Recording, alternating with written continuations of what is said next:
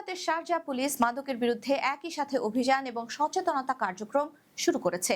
এর মূল লক্ষ্য হলো সমাজের মানুষের মধ্যে মাদক এবং নিষিদ্ধ নেশা জাতীয় দ্রব্যের ক্ষতিকর প্রভাব সম্পর্কে সচেতনতা বৃদ্ধি করা, বিশেষ করে তরুণদের মাদকের ভয়াবহতা থেকে রক্ষা করা। এই কর্মসূচির আওতায় সামাজিক যোগাযোগ মাধ্যমে সচেতনতামূলক বার্তা প্রচার, বিভিন্ন শ্রেণী পেশার মানুষের জন্য শিক্ষামূলক কার্যক্রম আয়োজন এবং তথ্যপত্র বিতরণ করা হবে। শারজাহ পুলিশ জানিয়েছে, মাদক বিরোধী লড়াই শুধু আইন প্রয়োগের বিষয় নয়, বরং এর সঙ্গে প্রতিরোধ, পুনর্বাসন এবং মানবিক সহায়তাও জড়িত। তাই যারা পরামর্শ, সহায়তা বা চিকিৎসা চান তাদের জন্য বিশেষ হেল্পলাইন চালু রাখা হয়েছে। তাদের সব তথ্য গোপন থাকবে বলেও কথা দেওয়া হয়েছে। কর্তৃপক্ষ আরও জানিয়েছে, মাদকাসক্তি থেকে সুস্থ হওয়া ব্যক্তিদের সমাজে পুনর্বাসন এবং পুনরায় আসক্তি রোধেও তারা কাজ করছে।